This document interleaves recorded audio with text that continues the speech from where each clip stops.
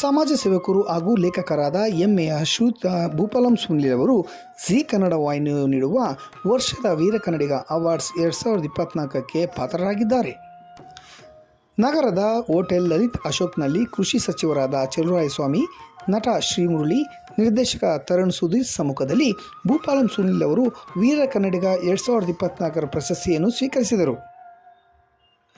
ಪ್ರತಿ ವರ್ಷ ಸಮಾಜಕ್ಕಾಗಿ ದುಡಿದ ಅನೇಕ ಶ್ರಮಜೀವಿಗಳನ್ನು, ಕರುನಾಡಿಗೆ ಕೀರ್ತಿ ತಂದ ಕಣ್ಮಣಿಗಳನ್ನು ವೀರ ಕನ್ನಡಿಗ ಪ್ರಶಸ್ತಿಯ ಮೂಲಕ ಗೌರವಿಸುತ್ತಾ ಬಂದಿದೆ. ಅದರಂತೆ ಈ ವರ್ಷವೂ ಭೂಪಾಲಂ ಸುನಿಲ್ ಸೇರಿದಂತೆ ವಿವಿಧ ಕ್ಷೇತ್ರದ ಗಣ್ಯರನ್ನು ಗುರುತಿಸಿ ವೀರ ಕನ್ನಡಿಗ ಪ್ರಶಸ್ತಿಯನ್ನು ನೀಡಿ ಗೌರವಿಸಲಾಯಿತು. ಸದಾ ಸಾಮಾಜಿಕ ಸೇವೆ, ದೀನ ದುರ್ಬಲರಿಗೆ ಸೇವೆ, ವಿವಿಧ ಆಸಕ್ತಿಗಳಿಂದಾಗಿ ಹಲವು ಸಂಘಟನೆಗಳ ಮೂಲಕ ತೊಡಗಿಸಿಕೊಂಡು ಅಸಹಾಯಕರ ವೃದ್ಧರಿಗೆ, ಆರ್ಥಿಕ ತೊಂದರೆ ಇರುವ ವಿದ್ಯಾರ್ಥಿಗಳಿಗೆ, ಪರಿಸರ ಸಂರಕ್ಷಣೆಗೆ, ಸಾಮಾಜಿಕ ನ್ಯಾಯ, ಸಾಂಸ್ಕೃತಿಕ ಸುಮನಸುಗಳಿಗೆ ಸಹಾಯಹಸ್ತ ನೀಡುವ ರಜತ ಡೆವಲಪರ್ಸ್ ಮತ್ತು MUR ಕನ್ಸ್ಟ್ರಕ್ಷನ್ ನಿರ್ದೇಶಕರಾಗಿ ಶ್ರೀಯುತ ಭೂಪಾಲಂ ಸುನಿಲ್ ಅವರು ಜಿ ಕನ್ನಡ ವಾಹಿನಿಯ ವೀರ ಕನ್ನಡಿಗ ಪ್ರಶಸ್ತಿ ನೀಡಿ ಗೌರವಿಸಿರುವುದು ಹೆಮ್ಮೆಯ ಸಂಗತಿಯಾಗಿದೆ. ಸರ್, ಇವತ್ತು ವೀರ ಕನ್ನಡಿಗ ಅವಾರ್ಡ್ ತೊಗೊಂಡಿದ್ದೀರಾ. ನಿಮ್ಮ ಸೇವೆನ, ಸಮಾಜ ಸೇವೆನ ಗುರುತಿಸಿ ಇವತ್ತು ಒಂದು ಅವಾರ್ಡ್ ಕೊಟ್ಟಿದ್ದಾರೆ. ಏನು ಹೇಳಿ ಸರ್? ಇದು ಅವಾರ್ಡ್ ಒಂದು ಇನ್ಸ್ಪೈರಿಂಗು. ನನಗೆ ಸುಮಾರು 46 ಅವಾರ್ಡ್ಗಳು ಬಂದಿದೆ. ಪ್ರತಿಯೊಂದು ಅವಾರ್ಡು ಇನ್ಸ್ಪೈರಿಂಗ್ ಆಗ್ತಾ ಇರ್ತದೆ. ಇನ್ನೂ ಹೆಚ್ಚು ರೆಸ್ಪಾನ್ಸಿಬಿಲಿಟಿ, ಜವಾಬ್ದಾರಿ ಇನ್ನೂ ಜಾಸ್ತಿ ಇರುತ್ತೆ, ಇನ್ನೂ ಜಾಸ್ತಿ ಮಾಡಬೇಕು ಅಂತ. ಇತ್ತೀಚೆಗೆ ನಾನು ಸ್ಕಾಲರ್ಶಿಪ್ಸ್ ಕೊಡ್ತಾಯಿದ್ದೆ. ಗೌರ್ಮೆಂಟ್ ಸ್ಕೂಲ್ ಶಾಲೆ ಮಕ್ಕಳಿಗೆ ಕೊಟ್ಟಿದ್ದೀನಿ ಸ್ಕಾಲರ್ಶಿಪ್ಸು, ಕಾಲೇಜ್ ಮಕ್ಕಳಿಗೆ ಕೊಟ್ಟಿದ್ದೀನಿ. ಸೊ ನನಗೆ ಕೆಲವು ಅವಾರ್ಡ್ ಕಮಿಟಿಗಳು ಗುರ್ತಿದ್ದಾರೆ. ಸೊ ಅಲ್ಲಿ ಯಾರು ಪ್ರತಿಭಾವಂತರಿದ್ದಾರೆ ಅವ್ರನ್ನೆಲ್ಲ ಗುರುತಿಸಿ ಆ ಅವಾರ್ಡ್ ಕಮಿಟಿಗೆ ರೆಕಮೆಂಡ್ ಮಾಡಿ ಅವ್ರಿಗೆ ಅವಾರ್ಡ್ ಬರೋ ಹಾಗೆ ಮಾಡ್ತೀನಿ. ಇನ್ನೊಂದೆರಡು ಕ್ವಶನ್ ಕೇಳಿ ಸುಮ್ಮಮ್ಮ. ಸರ್, ಇವತ್ತು ನಿಮ್ಗೆ ಅವಾರ್ಡ್ ಸಿಕ್ಕಿದೆ, ಏನು ಅನ್ನಿಸ್ತಾ ಇದೆ? ಭಾಳ ಖುಷಿ ಅನ್ನಿಸ್ತಾ ಇದೆ. ಬಟ್ ಅದರಲ್ಲೂ ಒಂದು ಡಿಸಪಾಯಿಂಟು, CM ಅವ್ರು ಬರ್ತಾರೆ ಅಂತ ಲೆಕ್ಕಾಚಾರ ಹಾಕಿದೆ, ಒಂದು ಐಡಿಯಾ ಹಾಕಿದೆ, ರಾಮಲಿಂಗ ರೆಡ್ಡಿ ಯಾರು ಬರ್ಬೋದು ಅಂತ. ಅವರಿಬ್ಬರು ಬರಲಿಲ್ಲ. ಕೃಷಿ ಚಲುವರಾಯಸ್ವಾಮಿ ಮಿನಿಸ್ಟರ್ ಬಂದಿದ್ದಾರೆ, ಸಿದ್ದರಾಮಯ್ಯ ಅವರು, ರಾಮಲಿಂಗ ರೆಡ್ಡಿ ಅವರು ಬಂದಿದ್ದಾರೆ. ಇನ್ನೂ ಅದಕ್ಕೊಂದು ಘನತೆ ಮೇಲೆ ಆಗ್ತಾಯಿತ್ತು ಕಾರ್ಯಕ್ರಮ.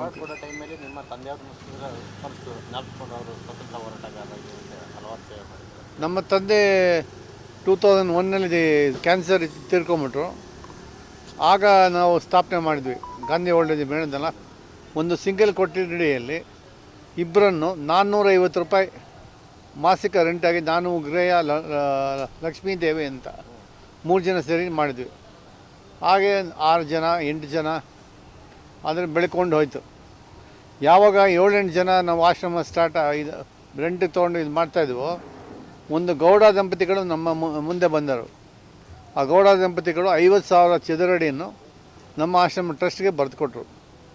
ಇವತ್ತೇನು ನಾವು ಆಶ್ರಮ ಇದೆ ಅದು ಅವ್ರಿಗೆ ಕೊಟ್ಟಿದ್ದ ದಾನ ಅಂಥದ್ದು. ಮತ್ತು ನಾನು ನನ್ನ ಕಾಂಟ್ಯಾಕ್ಟ್ಸ್ ಎಲ್ಲ ಕಡೆ ನನ್ನ ಕಾಂಟ್ಯಾಕ್ಟ್ಸ್ ಇದೆ. ರೌಂಡ್ ಟೇಬಲ್ ಇದೆ, ಲಯನ್ಸ್ ಕ್ಲಬ್ ಇದೆ, JCs ಇದೆ, ರೋಟ್ರಿ ಇದೆ, ವಾಸವಿ ಕ್ಲಬ್ ಇಂಟರ್ನ್ಯಾಷನಲ್ಸ್ ಇದೆ, ಮಕ್ಕಳ ಸಾಹಿತ್ಯ ಪರಿಷತ್ ಇದೆ. ಸೊ ಈ ಥರ ಎಲ್ಲ ಆರ್ಗನೈಸೇಷನ್ಸ್ ಕಾಂಟ್ಯಾಕ್ಟ್ ಮಾಡಿ ಒಬ್ಬೊಬ್ಬರ ತನಕ ಒಂದೊಂದು ಬಿಲ್ಡಿಂಗ್ ಕಟ್ಸಿದ್ದೀನಿ. ಅಲ್ಲಿ ಆಶ್ರಮ ನಮ್ಮದು ಹೇಗಿದೆ ಅಂದರೆ, ಸೆಂಟ್ರ್ನಲ್ಲಿ ಎಲ್ಲ ಗಿಡ ಮರಗಳು ಪಾರ್ಕ್ ಥರ ಮಾಡಿದ್ದೀವಿ. ಮೆಡಿಟೇಷನ್ ಸೆಂಟ್ರ್, ಯೋಗ ಸೆಂಟ್ರ್ ಥರ. ಪೆರಿಮೀಟ್ರ್ ಅಂದರೆ ಫುಲ್ ಬಾರ್ಡ್ರಿಗೆ ಮಾತ್ರ ಕಟ್ಟಿದ್ದೀವಿ ಬಿಲ್ಡಿಂಗ್ಸ್, ಯಾವುದಕ್ಕೂ ಯಾರಿಗೂ ಡಿಸ್ಟರ್ಬೆನ್ಸ್ ಇರೋಲ್ಲ ಅಂತ. ಅದೇ ಸೇವೆ, ಸಮಾಜ ಸೇವೆ ಮುಂದುವರಿತದೆ ಇನ್ನು. ಹೌದು. ಅದಲ್ಲದೆ ನಮ್ಮ ಓಲ್ಡ್ ಏಜ್ ಹೋಮ್ನಲ್ಲಿ ಅವರು ಸ್ವತಃ ಅವರೇ ಕಾಲ ಮೇಲೆ ನಿಂತ್ಕೊಳ್ಳೋದಕ್ಕೆ ಆಪ್ಷನಲ್, ನಾವೇನು ಕಂಪಲ್ಸರಿ ಇಲ್ಲ. ನ್ಯೂಸ್ ಪೇಪರ್, ಒಂದಿಷ್ಟು ಹಳೆ ನ್ಯೂಸ್ ಪೇಪರ್ ಎಲ್ಲರಿಗೂ ಕೊಟ್ಬಿಡ್ತೀವಿ. ಅದನ್ನು ನಮ್ಮ ತರಬೇತಿದಾರರು ಹೇಳ್ಕೊಡ್ತಾರೆ.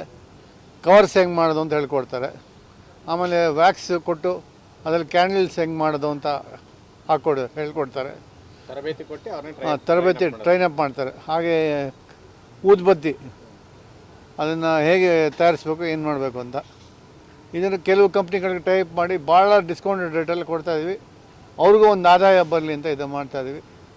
ಇದೇ ಹೀಗೆ ಸಲ್ಲಿಸ್ಕೊಂಡು ಚೆನ್ನಾಗಿ ನಡ್ಕೊಂಡು ಹೋಗ್ತಾಯಿದೆ ಓಲ್ಡ್ ಏಜ್ ಹೋಮು. ಏನಿದಿಲ್ಲ, ಸುಮಾರು ನಮಗೆ 4-4.5 ಲಕ್ಷ ರೂಪಾಯಿ ವೆಚ್ಚ ಬರ್ತಾಯಿದೆ ತಿಂಗಳಿಗೆ. ಸೊ ಮುಂದೆ ಯಾರು ದಾನಿಗಳು ನನಗೆ ಒಂದು 20,000 ಸ್ಕ್ವೇರ್ ಫೀಟ್ ಬೇಕು, ದೂರದಲ್ಲಿ ಕೊಟ್ಟರು ತೊಂದರೆ ಇಲ್ಲ. ಒಂದು ಬ್ಲೈಂಡ್ ಹೋಮ್ ಓಪನ್ ಮಾಡಬೇಕು ಅಂತ ನನ್ನ ಉದ್ದೇಶ ಇದೆ, ಮಾಡ್ತೀನಿ. ಹಾಗೆ ಎರಡನೇ ನನ್ನ ಉದ್ದೇಶ, ಎರಡನೇ ಪಾಯಿಂಟ್ ಏನು ಅಂದ್ಕೊಂಡಿದ್ದೀನಿ ಅಂದರೆ, ಒಂದು ಅನಾಥಾಶ್ರಮವನ್ನು ಸ್ಟಾರ್ಟ್ ಮಾಡಬೇಕು ಅಂತ ಇದ್ದೀನಿ. ಎಷ್ಟೋ ಜನ ಮಕ್ಕಳು ಆಕ್ಸಿಡೆಂಟ್ ಆಗಲಿ, ಕ್ಯಾನ್ಸರ್ನಲ್ಲಿ, ಅನಾರೋಗ್ಯದಿಂದ ಕಳ್ಕೊಂಡಿರ್ತಾರೆ. ಇಂಥವ್ರಿಗೆ ಈ ಥರ ಓಪನ್ ಮಾಡಬೇಕು ಅಂತ ಇದ್ದೀನಿ. ಇದು ನನ್ನ ಫ್ಯೂಚರ್ ಗೋಲ್ಗಳು.